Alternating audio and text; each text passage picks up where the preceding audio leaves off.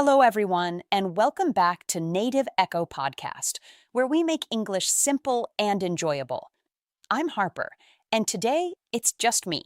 No Julian, just me, my coffee, and a topic that I think you are going to really enjoy.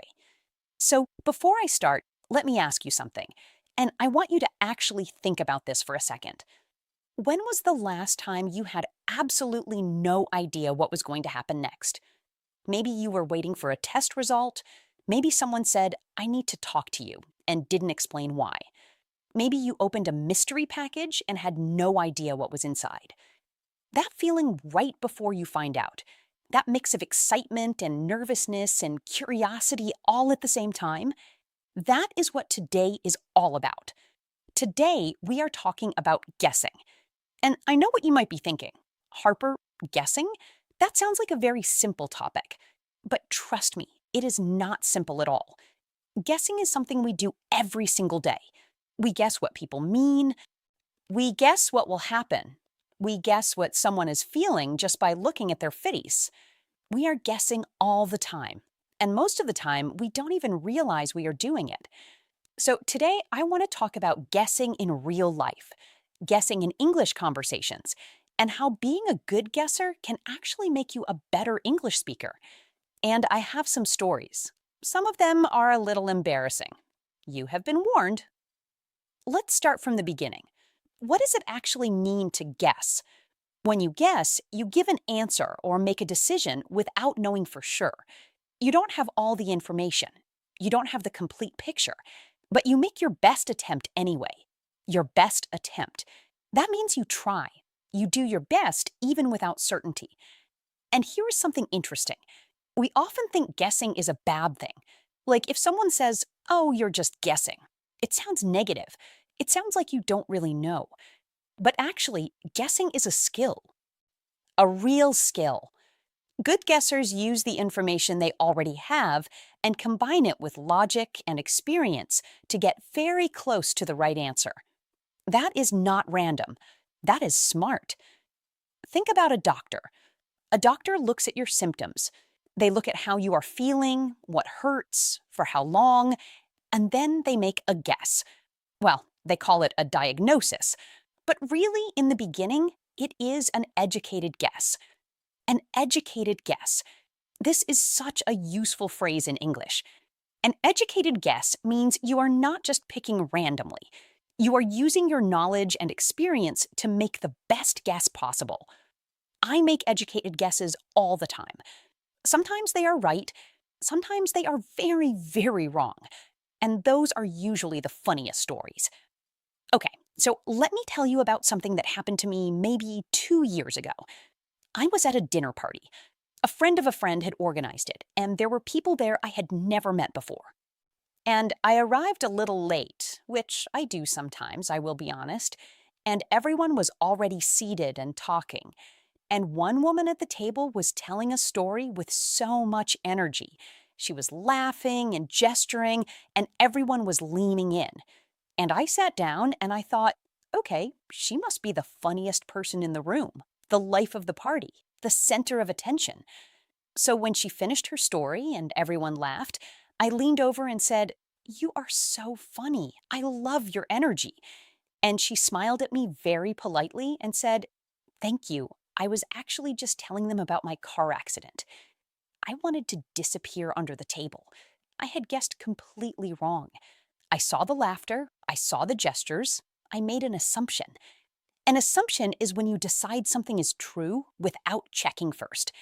I assumed she was telling a funny story when actually she was describing something stressful.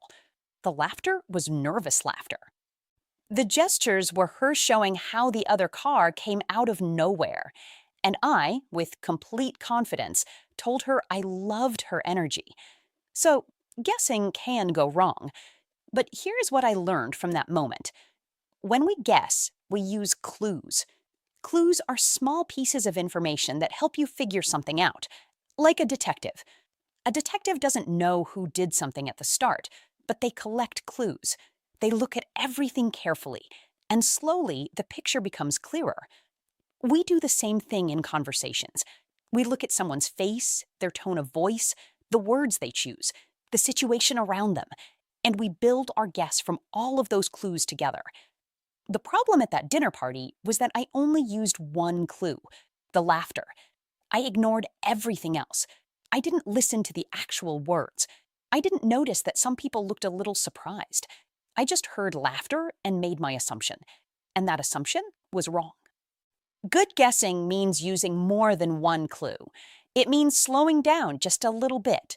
It means asking yourself, wait, do I actually have enough information here? And sometimes the honest answer is no. And in those moments, the best thing you can do is just say it. I'm not sure. I'm guessing here. Let me think about this. These phrases are not signs of weakness. They are signs of intelligence. They show that you understand the difference between knowing something and guessing something. Now, let me talk about guessing in English specifically, because this is something that every English learner does every single day. And I want you to feel good about it, not embarrassed by it.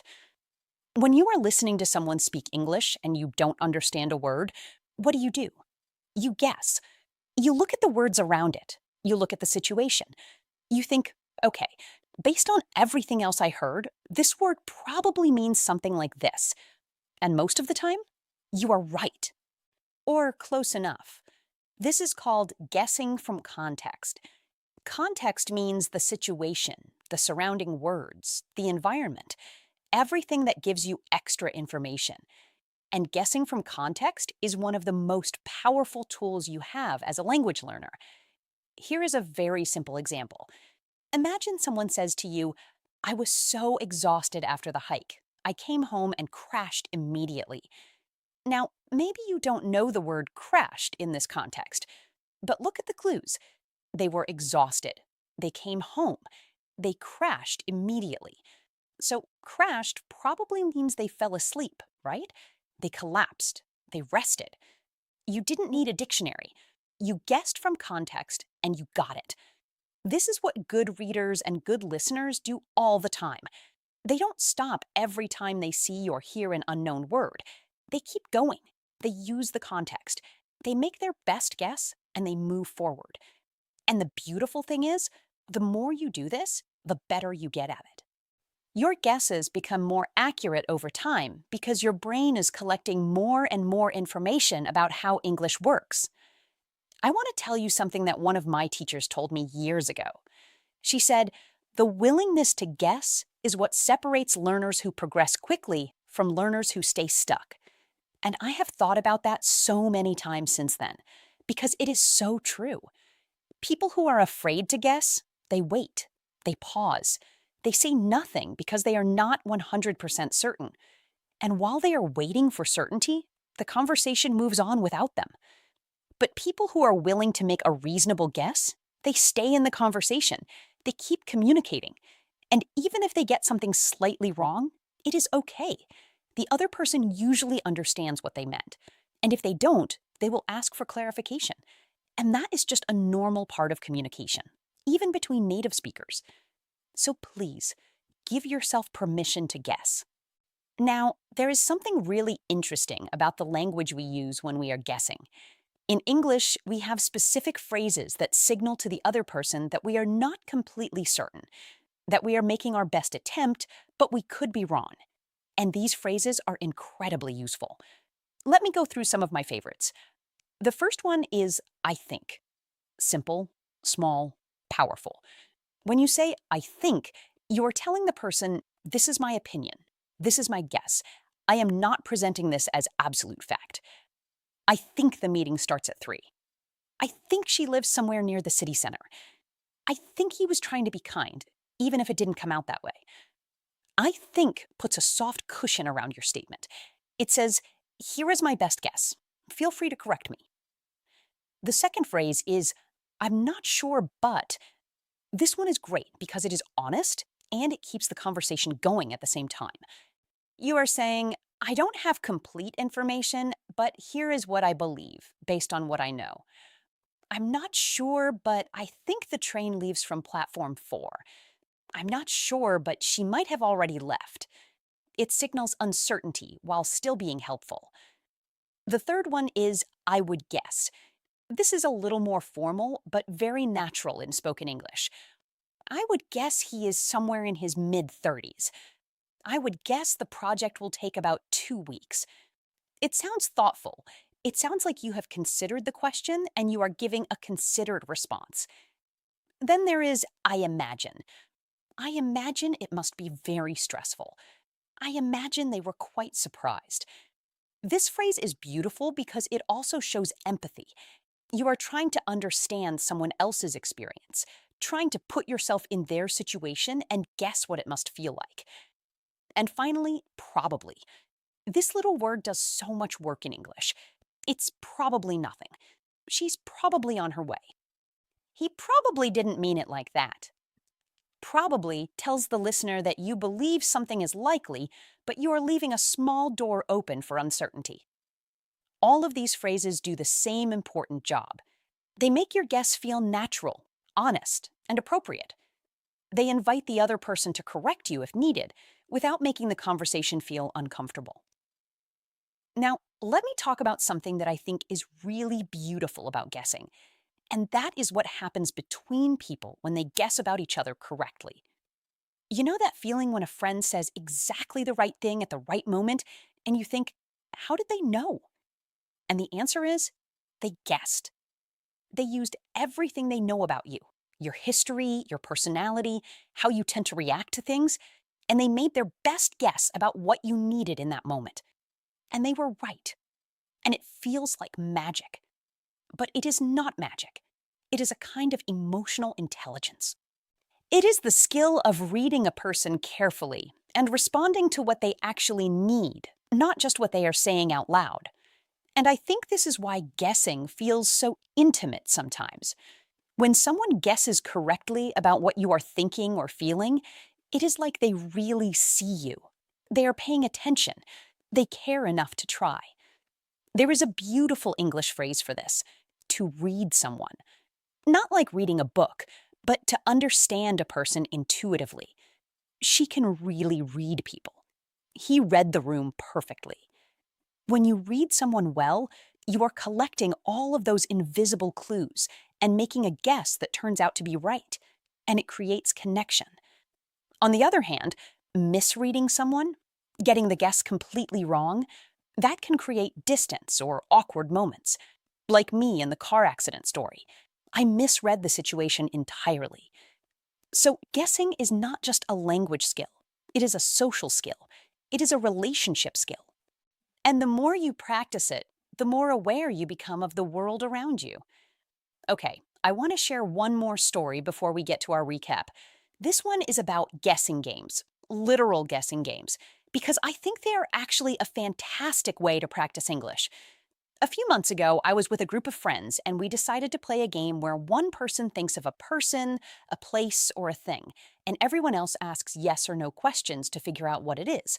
And the rule was you only get 20 questions. Now, this sounds simple, but when you start playing it, you realize very quickly that the questions you ask matter so much. If you ask random questions, you waste your chances. But if you think carefully, if you ask broad questions first to narrow down the category and then gradually get more specific, you can figure out almost anything in 20 questions or fewer. Is it alive? Yes. Is it an animal? No. Is it a person? Yes. Is this person famous? Yes. Are they from this century? No. Are they from Europe? Yes. Are they an artist? Yes. A painter? Yes. And suddenly, you have narrowed it down from literally every person who has ever existed to a small group of European painters from before the year 2000. And then you start getting specific. Were they from the Renaissance period? And so on. That kind of systematic guessing, where you use logic to narrow down possibilities step by step, is such a useful skill. And it is actually very similar to what good detectives do, what good doctors do, what good scientists do. You make a hypothesis. A hypothesis is your best guess based on available evidence. And then you test it, and you adjust based on what you find. In conversations, we do a version of this all the time. We listen, we observe, we make a small hypothesis about what someone means or needs. We respond, and then we see if we were right based on their reaction. And here is the thing about being wrong. Being wrong is not the end of the world. It is information. It tells you something about your assumptions. It shows you where your understanding needs to be adjusted. Every wrong guess is a step toward a better guess next time. So please, do not be afraid to guess. In English, in conversations, in life. Your guesses will not always be right. Sometimes they will be gloriously wrong, like my dinner party moment. But each one teaches you something. Each one keeps you in the conversation. Each one brings you one step closer to understanding. And the more you practice, the more accurate your guesses become. Because your brain is always learning, always collecting new information, always getting a little bit better at reading people, reading situations, reading the language around you. All right, let's do our word tour for today. Guess. When you give an answer without being completely sure, you use what you know and make your best attempt. Educated guess.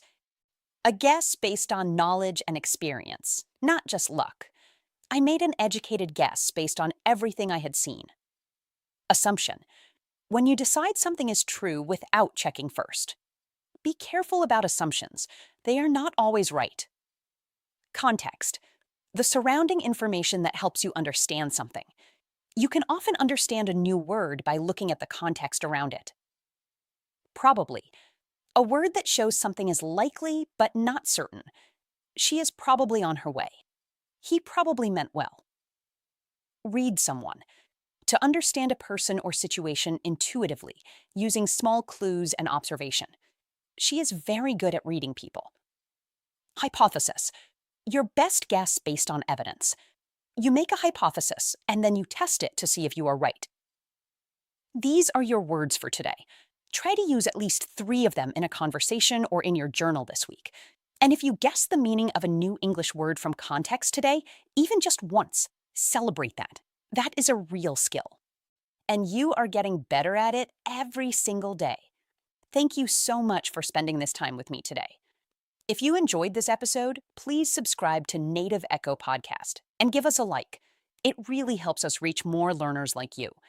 Share this with a friend who is learning English. Maybe someone who needs to hear that guessing is not cheating. It is actually one of the smartest things you can do. Come find us on WhatsApp too. We have a community there where you can practice, ask questions, and connect with other learners just like you. The link is in the description. I will see you in the next episode. Keep guessing, keep learning, and remember, every wrong answer is just a step toward the right one. Take care.